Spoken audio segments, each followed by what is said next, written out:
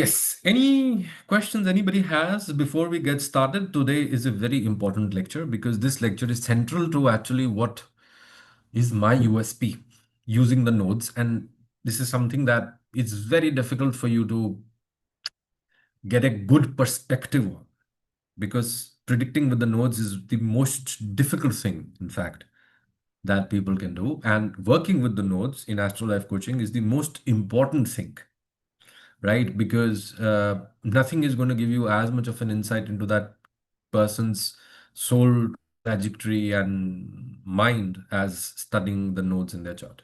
Okay, so we'll just get started with that. Does anybody have any questions before we begin?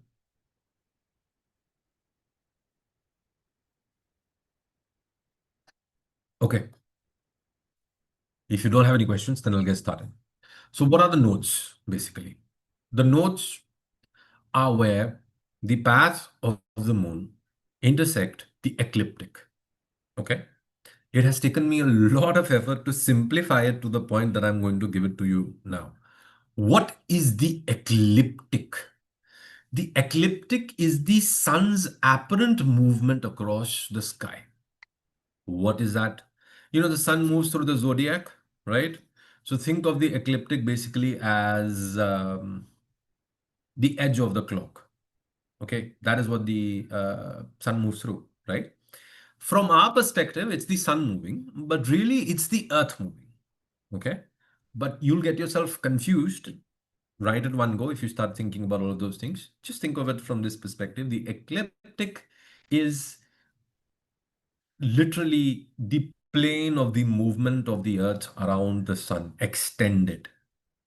For all practical terms, the ecliptic is like a clock, okay, with the sun moving through the signs, right?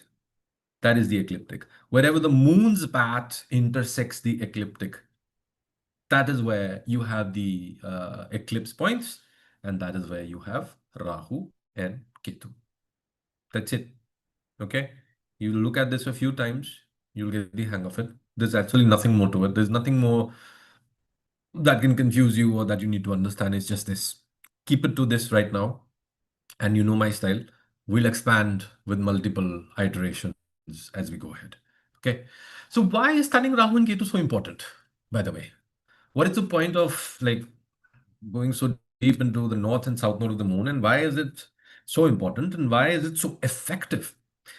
As I've told you, one of the most important aspects of Vedic astrology is the emphasis that we have on the moon, right? It helps us understand the mind better, right?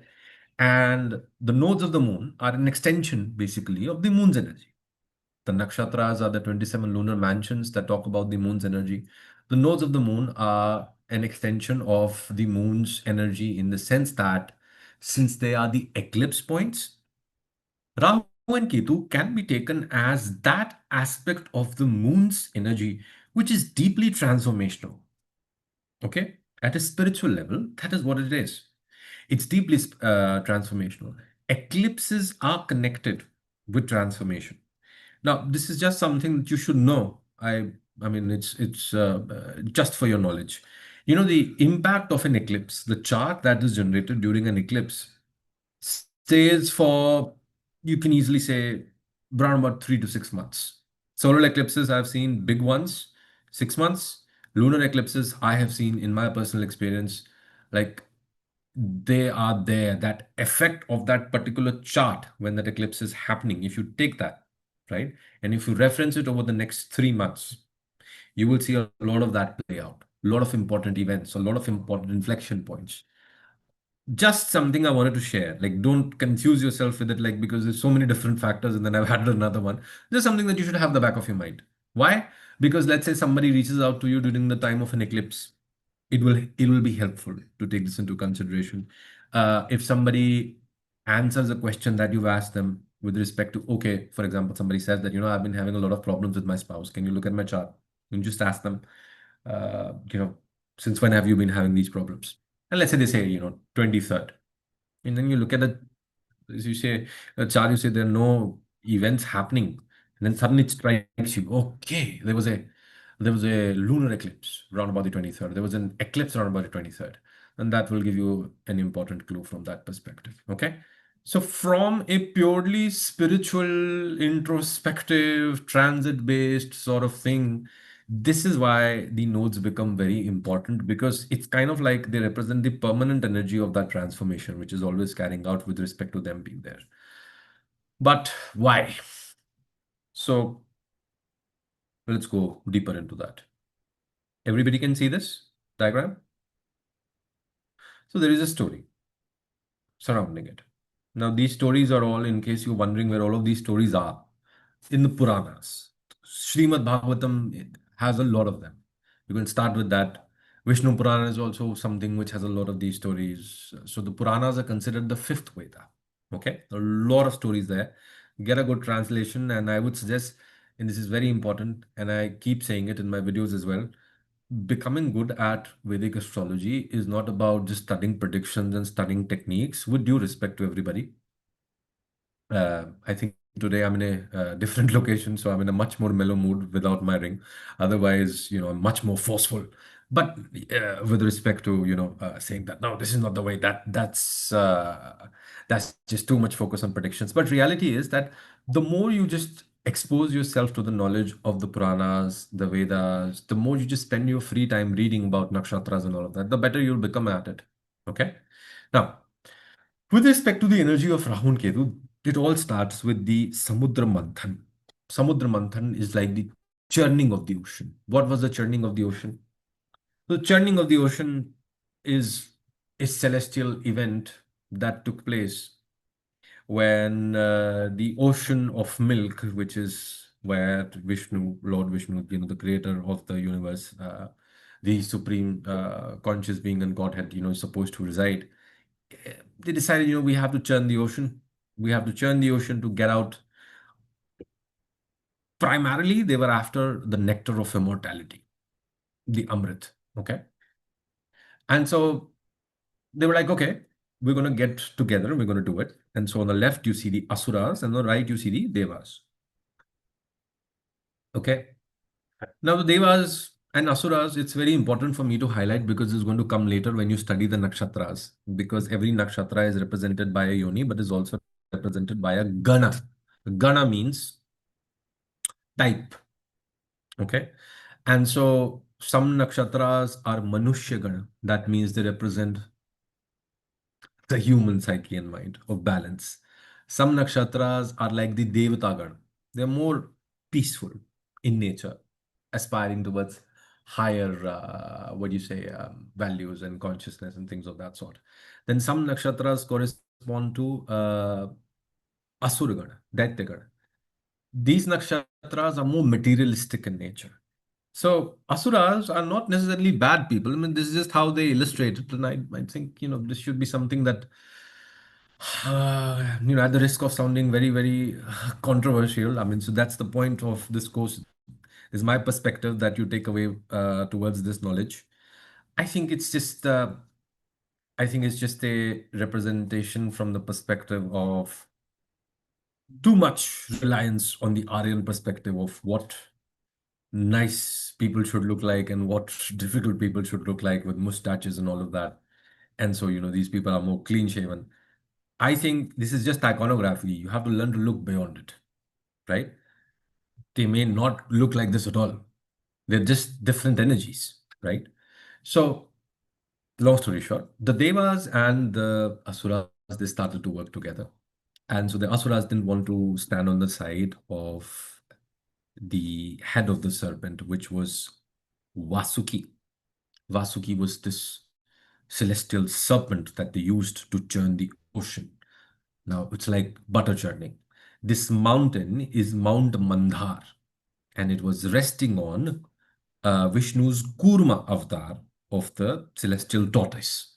Okay, and so they began churning. But before they started churning, the Asura said that, why the hell should we stand on the side of Vasuki? Because you're going to pull the snake, and so he's venomous after all. We are exposed. And so there was a debate. that was settled by Lord Vishnu, and he said that, you know what, if you stand on this side, then that is the only way that we'll be able to work together. Different versions of it, because you are more resilient and all of that. And so they did that, and through the churning of the ocean came out lots of treasures, but there also came out a lot of poisons. Okay, goddess Lakshmi, in fact, emerged from the churning of the ocean. Lakshmi also emerged from the churning of the ocean. A lot of jewels emerged from the churning of the ocean, right? But the most important thing that everybody was after was the nectar of immortality. That's what they said. Now, they said that since we are standing on the side of, Vasuki's, what do you say, mouth, we should have the access to nectar of immortality first. The Deva said that no, we should have the access to nectar of immortality first. Why? Because the Deva said that we are most peaceful, and the Asura said that we are more industrious. Well, interesting. So, what ended up happening was that Vishnu, Lord Vishnu, taking the avatar, taking the form of this extremely enchanting and beautiful entity called Mohini, said that, okay, you know what? I'm going to be the one to distribute the nectar to everybody. You just have to wait. This is where it gets very interesting. So they were waiting, and as they were waiting, one of these asuras kind of saw through it. He's like, you know what? There is no way that we're going to get access to nectar of immortality. The Devas don't really like us. Vishnu at the end is also always going to side with the Devas, right? And I should do something to ensure that at least one of us gets access.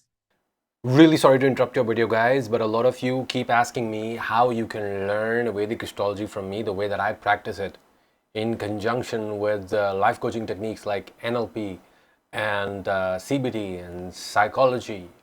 How do I exactly practice this astro-life coaching? If you guys are interested, admissions are currently open for the upcoming December batch of the ALC Practitioner program. We've had great success with 2 batches up till now. This is going to be the 3rd, and I'm very happy to take you on and deliver the best value that I can. It's 40-50 hours of live classes and doubt classes and sessions. It's very interactive, including our own exclusive WhatsApp group. There are participants from around the globe, and I ensure, in fact, that we have as diverse a class as possible each time.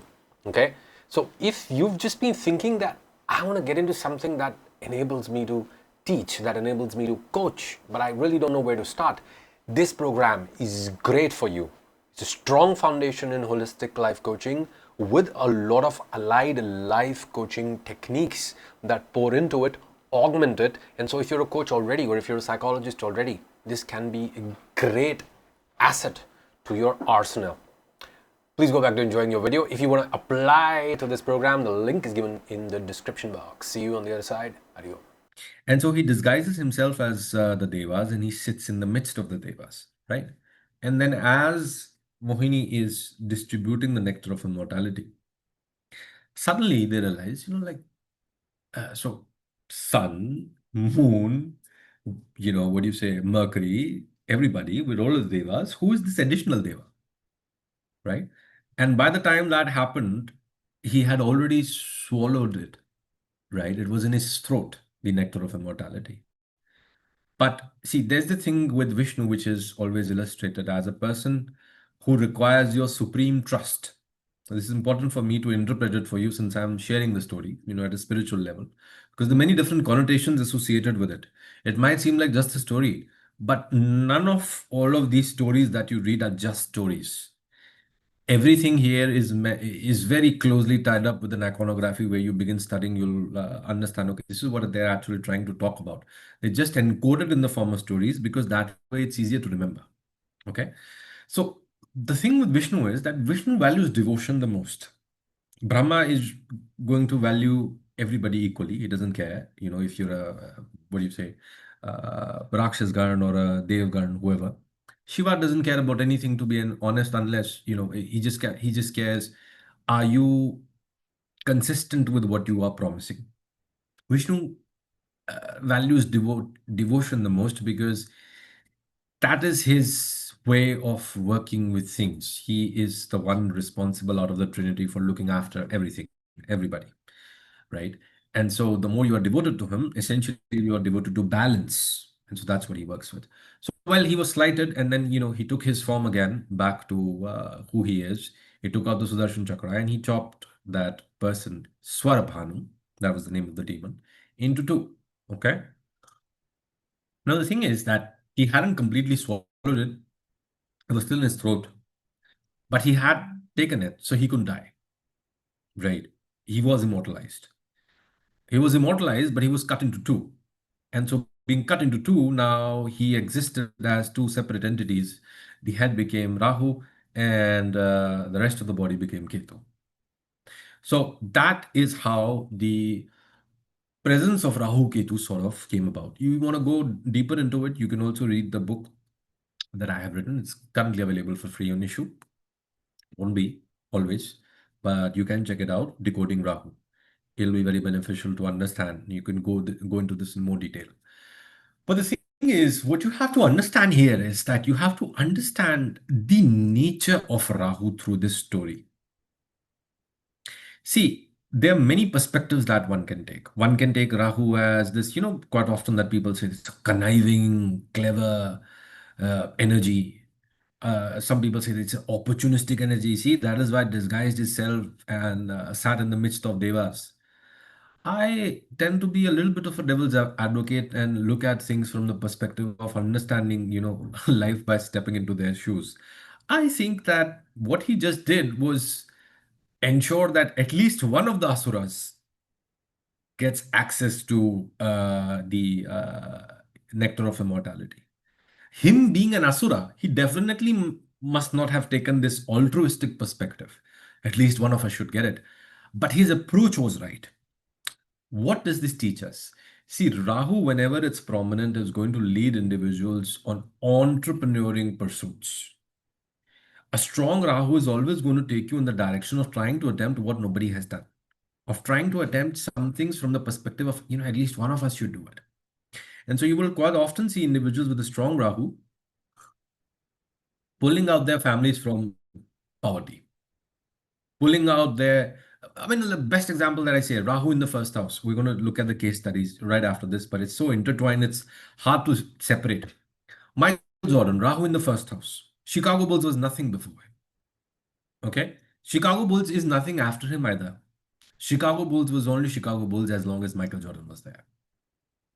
Okay? One man army. So you look at it from this perspective, Rahu in the first. Rahu is always the energy. The North Node is always the energy of desire, but this is not necessarily the way that people look at this desire. It's not really opportunistic. We don't really know. I mean, yes, we are compelled to believe that Lord Vishnu was definitely going to do what he was going to do, what he said he was going to do. But the amount of havoc that is created by the asuras. Imagine if all of the asuras had received the nectar of immortality, as per the legend. You have one asura who received it, who creates so much havoc that you look at Rahu Ketu and him alone, these two entities alone can create so much of a difference in your chart. Imagine if there were five, six more entities like that. Your entire physical experience on the material plane would be completely random.